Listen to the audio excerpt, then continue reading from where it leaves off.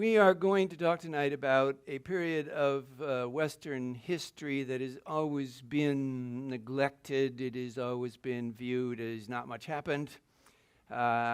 We are rounding the dates off here for our purposes from 500 to 1000. It's easy to remember. Often when people divide up history, they have the middle period, Middle Ages, run maybe from 450 to even 1400, so they might have it 1,000 years, and then they will divide that. They'll divide the Middle Ages between early Middle Ages, high Middle Ages, and late Middle Ages. So there's lots of terms, there's lots of ways of referring to this period, but tonight we are going to use just this nice term, the Dark Ages, and when we do, we realize that there's lots of things happening, and that it is important, and that in many ways, one could argue it may be even more important than Rome itself, or as important, that's for sure. So what we want to do here is talk about what happened in this 500 years, from about 500 to 1000, and how are those events, how are those people who contribute important for the later history. We have talked about the ancient Jews, we've talked about the ancient Greeks, we've talked about Rome, we've talked about the Christians. Last week we talked about the age of Augustine, which would be the generation of the 4th century. And so now we move on. We move on from Augustine and on into the later period. And here are just some of the people that we will talk about in the next few hours. We're going to start with Constantine. And you all know Constantine's one of the most important Roman emperors. And the act that is most important for us tonight is the Edict of Milan 313. You have it listed right there on your page. St. Martin of Tours is one of the earliest saints, saint in the 300s. Ambrose, we've talked about him. Ambrose, Jerome, and Augustine are part of that generation, all born around 350 and then live to 400 or later. Patrick is a contemporary of theirs in England. King Arthur, a question of England in the 500s.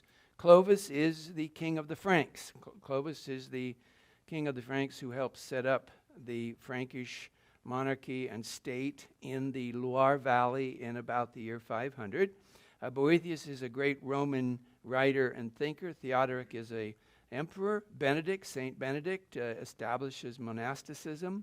And if we go to the next page, up at the top is Theodoric, Benedict, Justinian, a Roman emperor in the 500s.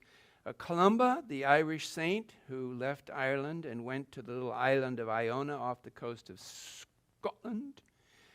Pope Gregory the Great, one of the first early popes to spread Christianity to northern Europe. Isidore of Seville, living in Seville, a bishop of Seville in the 600s. I'm going to show you Whitby and take you there to Northumbria to talk about the English Middle Ages, English Dark Ages. Venerable Bede, St. Boniface, Alcuin, they're all together, they're all English. And then finally Charlemagne. So those are the figures who are most important in this 500 years, from approximately 500 to 1000. Now, we are looking at the Forum. We are looking at the Forum again. We've seen this picture during our discussions of Rome and our discussions of Luke and Paul and Peter and the expansion of Christianity to the capital of the Roman Empire. We've been looking at this picture of the Forum. You can see the Colosseum off in the distance there behind that tower. You can see the ruins of the Basilica Aemilia on the left, the Sacra, the Via Sacra, the Sacred Way, which is that walkway you can see. And then some of the temples. There's the Arch of Titus in the distance. Now, this picture and what we see now, if we go to Rome and if we stand right here at this view spot, evokes for us the immediate idea of the fall of Rome. The ruins of the Forum are an image that always carry that question, that issue. So for us tonight, as we proceed, at the very center of our thinking and at the very center of all our examinations of these individuals, we always have in front of us the fall of Rome, the question of the fall of Rome. We can come back to it, but let's just give ourselves some parameters here. So as we journey through the 500, 600, 700, 800, let's know as we start, when approximately do we talk about the fall of Rome? There's one event that is usually taken as a mark of the fall of Rome. It doesn't mean that everything had already happened, and it doesn't mean there weren't still more things to happen, important things. But in 476, in Rome, the last direct Roman emperor, that is, who was connected to a previous emperor and could claim to be an emperor, the last one, direct in line of all the previous emperors, resigned his office. He was a little boy. He was a teenager. He had only been on the throne 2 years or so. And Rome was under assault by barbarian armies, and so they all plunged in to Rome. He was losing control, and so he resigned and disappeared from history. We don't know what happened to him. We don't know if he lived very much longer or not. The date is 476, September 476. And usually in writing books and thinking about the fall of Rome, people use that date as a mark, that's the end of the direct, almost 1,000-year story of the Roman state in Italy. Now, you all know there was still an eastern piece to the Roman Empire. There was still the city of Constantinople, which would become Istanbul in our time. So there was still Constantinople, and there was still the Eastern Empire. And so it wasn't that the whole of the Roman Empire disappeared overnight. It's just that the traditional capital, the city of Rome, loses its emperor, and it won't have another emperor again until Christmas Day, December 25th, in the year 800. And on that day, we have a new emperor. So that's our bookends here tonight, from the 400s to the 800s. So in general, when people look back at the fall of the Roman Empire, they think of that date, 476. So that means by 500, everybody would agree that the traditional idea of the Roman Empire was over. Now, all through history, after that date, all through history, with no exceptions, people have written and mused and questioned what happened. So this is one of the biggest questions in all of Western civilization and Western history, is what happened? Why? Because in the long, say, 4,000-year story that we're talking about, the fall of Rome is the biggest failure of a civilized society we have ever seen. It was the biggest space, best organized, most unified, largest population, over 100 million, most number of provinces and states and sections of states, and best unified to the capital in Rome. So no one had ever seen anywhere else, not in Persia, not in China, not in India, an empire as big and as unified as this. Certainly Europe never had, certainly the Mediterranean never had. And so when it collapsed, approximately year 500, everybody ever after wanted to know why. And we still want to know why. There are still books coming out this year that speculate all over again why, what happened.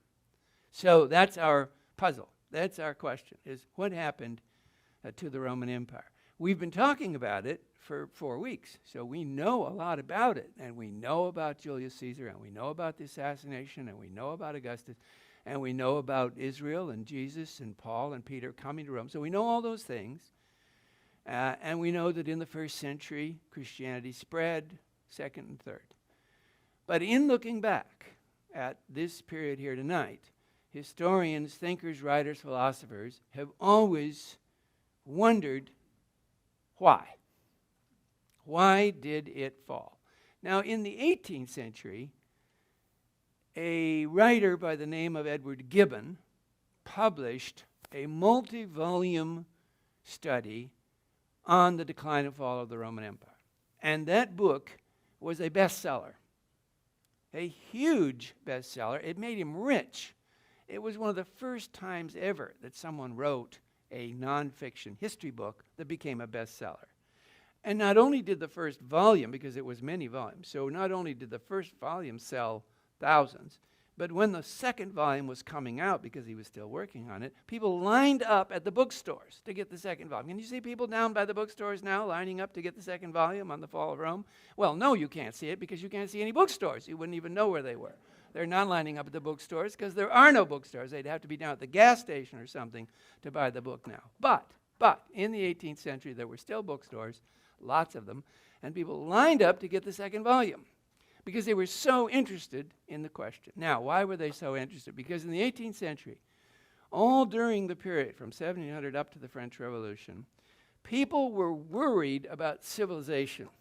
They were worried about all the states in Europe, France, England, Spain, and they were worried about how they worked, and they were worried about if they didn't work, what would happen. And in France, they were particularly concerned. What would happen if it didn't work? And so they turned to studies of other periods, and of all the periods they could study, Rome was the best. Rome was the most interesting. And their interest in Rome was accentuated with the discoveries of Pompeii, which are around 1750. So when the excavations in Pompeii went forward, because it was all covered up, and so now after 1750, they started these extensive excavations, and suddenly they found this whole civilization buried, just exactly the way it had looked on the day of the explosion of the volcano that just covered them all up with dust, and they all sat there for almost 2,000 years. So with the discoveries at Pompeii adding to the already existing interest in Rome, by the time Gibbon published his book in 1776, it was a bestseller. And it continued to be a bestseller. And then people in the 19th century wrote more books, and they never quit writing about the fall of Rome. They're still writing books. There's a brand new one. Peter Heather has a brand new, very good book on this period and on the end of Rome. Peter Heather, Heather. So, Western civilization has never stopped studying the fall of Rome. And we still want to know why. So tonight, that hangs over everything we talk about for the next few hours.